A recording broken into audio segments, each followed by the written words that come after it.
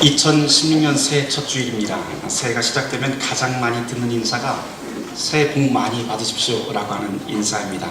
우리 옆에 분들하고 같이 인사 한번 하도록 할까요? 새해 복 많이 받으십시오.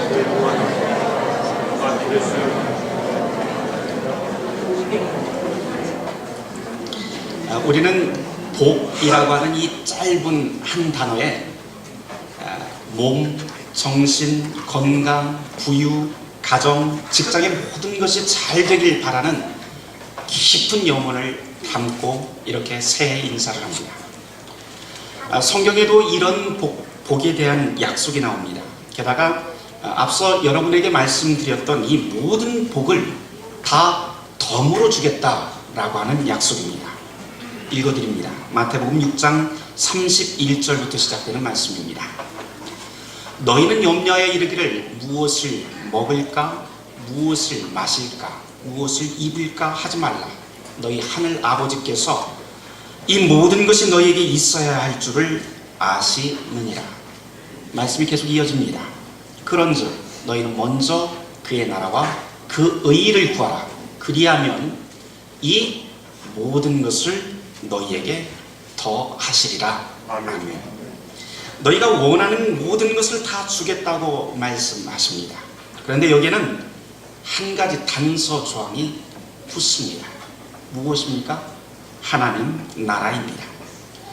하나님 나라라고 하는 것은 무엇일까요? 여기서 잠깐 하나님 나라가 무엇인지 우리가 바로 알기 위해서 우리의 생각과 사고를 잠시 멈춰 보려고 합니다. 하나님 나라라고 하는 것은 필연적으로 예수님의 사역과 연결되어 있습니다. 그렇기 때문에 하나님 나라를 정확하게 아는 것은 예수님이 무슨 일을 하셨는지, 무슨 말씀을 하셨는지 우리가 곰곰이 생각해 보면 될 것 같습니다. 한번 생각해 볼까요? 예수님은 이 땅에 오셔서 우리의 먹을 것, 입을 것만을 채워주시기 위해 오셨나요? 아니요, 그렇지 않습니다.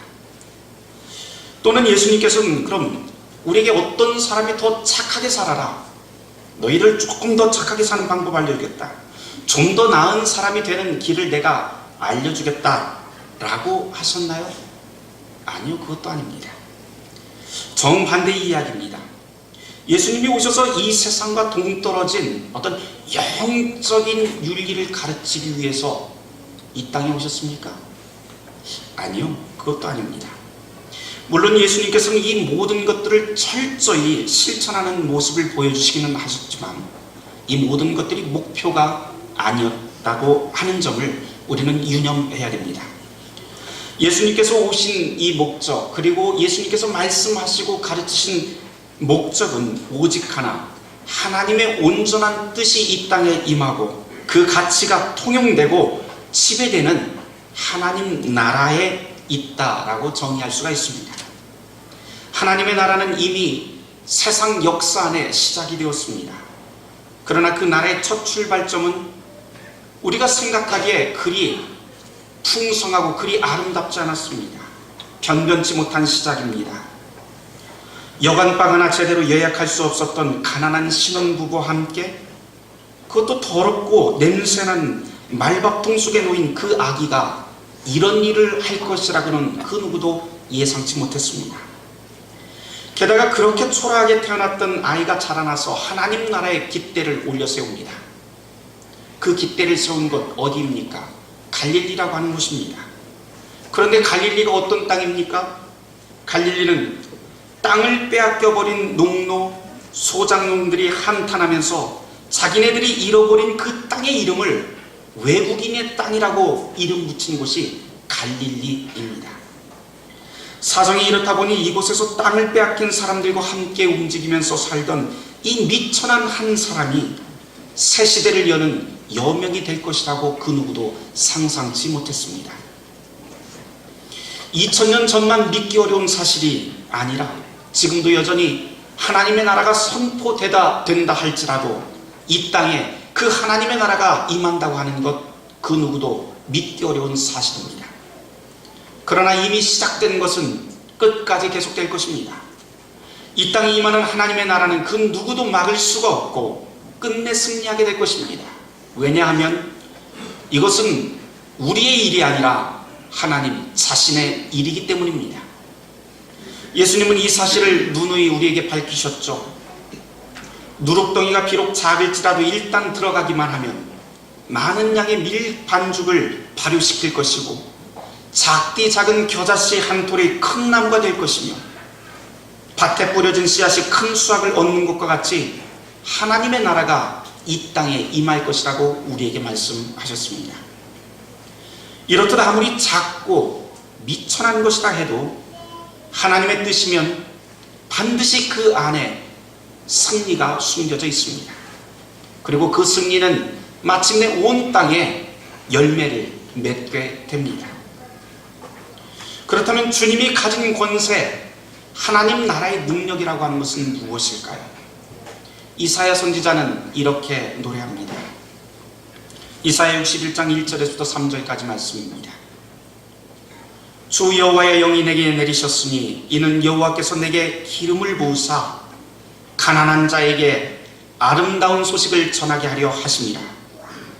나를 보내사 마음이 상한 자를 고치며 포로된 자에게 자유를, 갇힌 자에게 노임을 선포하며 모든 슬픈 자를 위로하되 제 대신 화관을 슬픔을 기쁨으로, 근심을 찬송으로 바꾸어 의의 나무 곧 하나님께서 심으신 그 영광을 나타낼 자로다. 이 능력을 신뢰하고 사는 사람들이 얻게 될 복이 있습니다. 종교学자 마틴 루터는 이렇게 가르칩니다. 죄와 죽음과 악마의 권세에서 풀려나게 하며 그리스도의 나라에서 그의 손을 잡고 영원히 함께하는 것이다. 이것이 바로 하나님 나라의 능력이고, 이것이 바로 이 권세를 가지신 분이 바로 예수 그리스도입니다. 그리스도 예수가 우리에게 가르치신 기쁜 소식이 바로 이 하나님 나라이고 복음입니다. 복음은 분명히 가진 자나 없는 자 모두를 다 우리에게 동일하게 초대합니다. 지위, 고학, 성별, 계급, 인종, 나이를 가리지 않습니다. 그러나 이 복음은 가진 자에게는 거리끼는 것이 되고 없는 자에게는 위로와 회복의 능력을 주는 것이라고 성경은 우리에게 가르칩니다. 사도 바울의 말로 하면 강한 자의 무릎을 꺾고 약한 자의 위로가 되는 것이 하나님 나라의 능력이고 복음이라고 우리에게 가르칩니다. 그래서 이 복음을 제대로 들은 사람이라면 둘 중 하나가 됩니다. 거리끼든지 아니면 위로받든지. 만일 하나님의 말씀이 거리껴지고 불편하다면 그것은 복음이 당신에게 애통해 할 것, 그리고 회개할 것을 요구한다고 하는 증거가 됩니다. 사랑하는 성도 여러분, 여러분은 하나님 나라의 능력, 하나님 나라의 이 복음 앞에서 이 복음을 듣고 우리는 심령에 어떤 울림이 생겨나고 있습니까? 하나님 백성이라면 무엇인가 달라야겠죠. 그런데 우리는 하나님 나라의 백성, 성도라고 그렇게 이야기를 하면서도 가난한 자가 부자 앞에서, 배움이 미천한 자가 잘 배운 사람에게, 힘없는 자가 힘센 자 앞에서 무릎 꿇고 고개 숙이는 것은 당연하다고, 그거는 쉬운 일이라고 그렇게 쉽게 생각해 버립니다. 이런 일은 아무것도 아닌 일로, 당연한 세상살이로 그렇게 치부해 버립니다. 반대로 부자나 지혜자나 권세 가진 자가 반대편의 손자에게 그렇게 하는 것은 어렵고 수치스러운 일이라고 생각합니다. 이 모든 것 세상 나라의 가치 기준입니다. 그러나 외모가 아닌 중심을 보시는 하나님 나라의 기준은 무언가 다릅니다. 가난하고 약하고 배우지 못한 사람이 고개 숙이고 손을 벌린다고 해서 그들의 영혼과 마음의 가치마저 값싼 것이 아님을 하나님은 알고 계시고 그렇게 매겨 평가하십니다. 하나님은 우리 모두의 가치를 귀하게 그리고 거룩하게 매기십니다.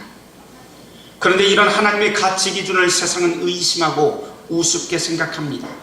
그리고는 이런 하나님 나라는 이 땅에 임하지 않을 것이라고 여깁니다. 아니요, 하나님 나라는 반드시 임할 것이고 그분의 나라는 이미 우리에게 임박해 있습니다. 주님께서는 하나님 나라가 가까웠고 심지어 우리의 문 앞에 하나님의 나라가 도달했다고 그렇게 선언하십니다. 그런데 사랑하는 성도 여러분, 이렇게 주님께서 우리에게 긴급히 선포하고 있는 하나님 나라의 문을 과연 누가 열을 것이고, 누가 예 주님 문이 열렸습니다, 마라나타 오 주님 어서 오십시오 라면서 응답을 해야 할까요? 예수님께서 이런 말씀을 하셨습니다. 그의 나라와 그 의의를 구하는 자에게는 이 모든 것을 더할 것이라고 말입니다. 그처럼 하나님 나라 가치는 세상 만법을 합친 것 이상으로, 아니 그것과 비교할 수 없을 만큼 귀하고 거룩합니다. 그렇게 귀한 나라 서서히 우리 시간과 계획에 맞추어서 그렇게 오지 않습니다. 갑자기 임할 것이라고 복음서는 거듭해서 우리에게 예고합니다. 그래서 예수님께서는 이 비교할 수 없는 이 나라를 값비싼 진주로 비유하면서 우리의 모든 소유를 팔아야 할 것이고, 심지어 부모, 아내, 가족처럼 소중한 지상의 모든 것도 버릴 수 있을 만큼 값어치 있고 결단하는 마음으로 하나님 나라를 구해야 된다고 가르칩니다. 게다가 두 눈 가지고 하나님 나라 들어가지 못할 때에는 차라리 한쪽 눈을 빼어버리고 우리의 몸을 떼어내어서라도 들어가야 할 만한 그 가치가 있는 것이 바로 이곳이라고 주님은 가르치십니다. 이 가르침은 결코 소홀히 할 수 없는 부름입니다. 만일 이 소식을 듣고 흘리는 자라면 쟁기를 잡고 뒤를 돌아보는 자와 같다고 주님은 우리에게 가르치셨습니다. 이렇듯 하나님 나라로 부르심은 새해 아침에 우리가 연례 행사로 조금 더 작년보다는 조금 더 열심히 조금 더 착하게 살아보자 이렇게 결심하는 그런 연례 행사의 다짐과는 전혀 성격이 다릅니다. 하나님 나라로의 부름인 우리의 모든 것을 던져야 되는 전적인 복종으로의 부름이고, 우리 힘으로는 도저히 도달할 수 없는 불가능한 의로움의 요구입니다. 이 부르심과 요청의 절정, 예수님은 이렇게 말씀하십니다. 하나님이 거룩한 것과 같이 너희도 거룩하라. 하나님이 거룩한 것 같이 너희도 거룩하라. 그런데 여러분, 여기서 한 가지 좀 진지하게 우리 자신에게 좀 되물어야 됩니다. 과연 세상에 그 누가 이 명령에 하나님이 거룩한 만큼 나도 거룩해질 수 있을까요? 그 명령에 흡족하게 복종하고 따를 수 있는 사람이 과연 누가 있을까요? 저는 솔직히 자신 없습니다. 저는 솔직히 자신 없습니다. 제가 목사가 아니라 목사 할애비라도 이거 못합니다. 마치 이것에 비유할 수 있을 것 같아요. 여러분 잘 아시겠지만 제가 축구를 굉장히 좋아합니다. 축구 잘합니다. 그래서 축구 경기 굉장히 좋아하는데요. 바르셀로나의 메시라든가 호날두 이렇게 축구하는 거 굉장히 즐겨보는 편입니다. 그 공차는 모습을 보면서 항상 감탄을, 기가 막히다. 그런데 저는 그 모습을 보면서 단 한 번도 이런 생각을 해본 적이 없습니다. 나도 저거하고 똑같이 할 수 있어, 이런 생각 단 한 번도 해본 적 없습니다. 오히려 저는 그 환상적인 그 축구 실력, 그 환상적인 드리블과 골을 볼 때마다 무슨 생각을 하냐면, 난 죽었다 깨나도 저렇게는 못해 하면서 그냥 넋을 잃고 구경만 합니다. 주님께서 우리에게 요구하시는 거룩의 수준, 거룩한 삶의 그 수준도 사실 저에게는 그렇게 다가옵니다. 제 힘으로는 죽었다 깨어나도 못 따라갑니다. 할 수 있다고 말한다면 그건 사실 거짓말입니다. 그러나 확실한 것 한 가지가 있습니다. 주님은 그렇게 연약한 저를 돕겠다고 말씀하시고 약속하셨다는 진리입니다. 처음부터 우리가 잘할 수 없습니다. 그러나 주님이 우리를 향해서 지금 원하고 요구하신 것은 우리의 마음과 뜻이 온전히 그분과 함께 연합되고, 가르치신 그 말씀에 귀를 기울이고 가르치고 보여주신 그 모습을 따라가려고 결단할 때 주님은 우리의 손을 붙잡아 주시고 일으켜 세워주신다는 것입니다. 그리고 매일 그분의 손을 붙잡고 매일매일 한 걸음씩 장성한 분량에 이르기까지 주님이 우리와 동행하신다는 사실입니다. 우리가 하나님 나라를 소망하며 그분의 나라가, 하나님 나라가 이 땅에 임하도록 기도해야 될 이유 충분합니다.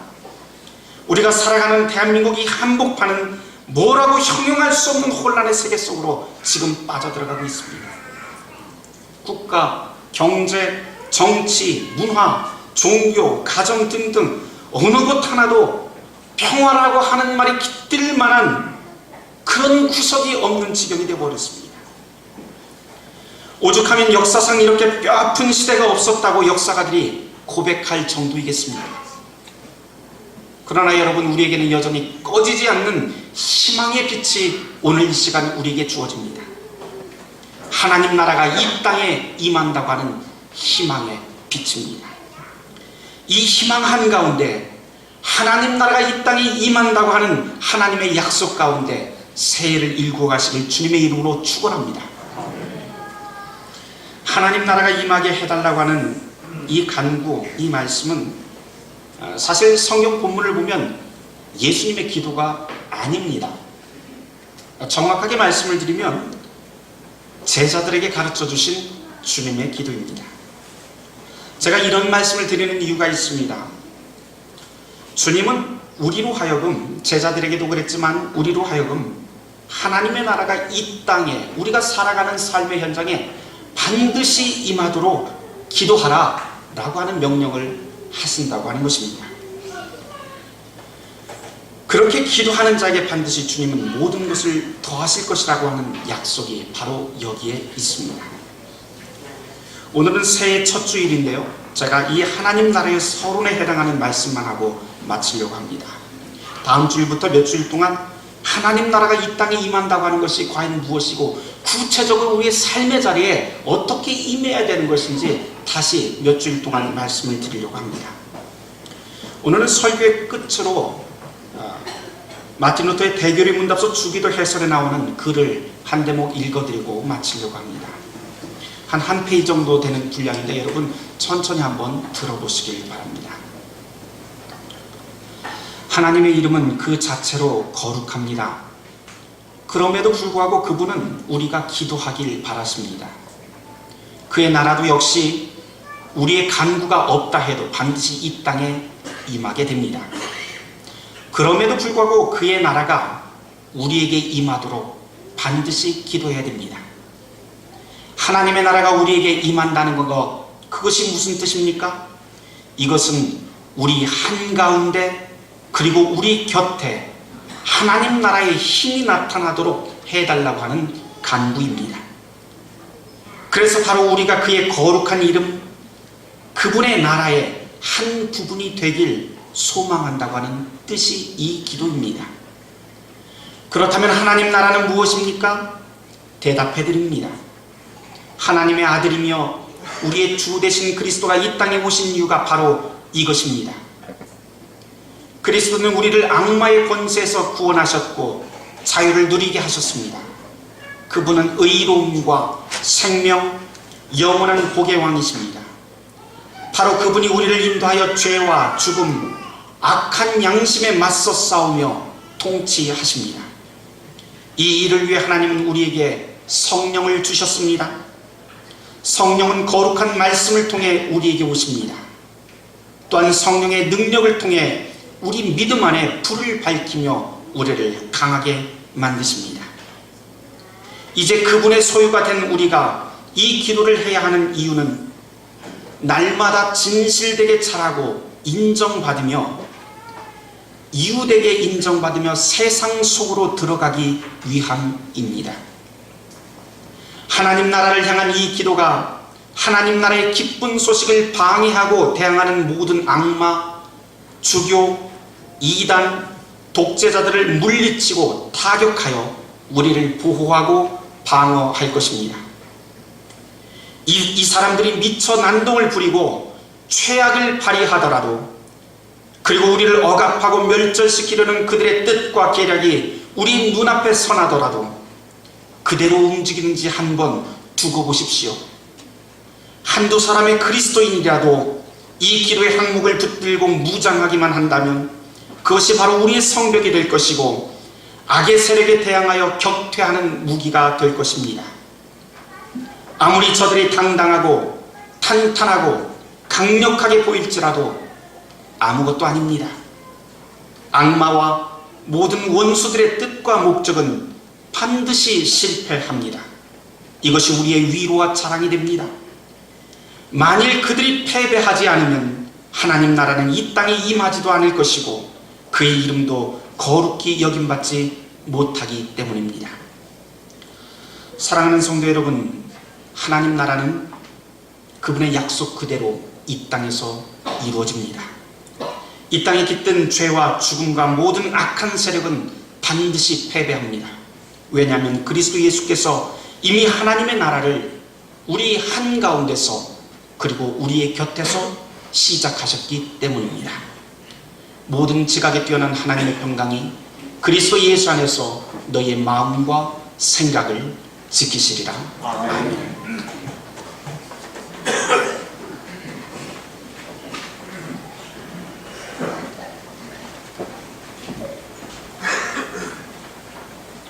봉헌송 찬송하며 봉헌하도록 하겠습니다.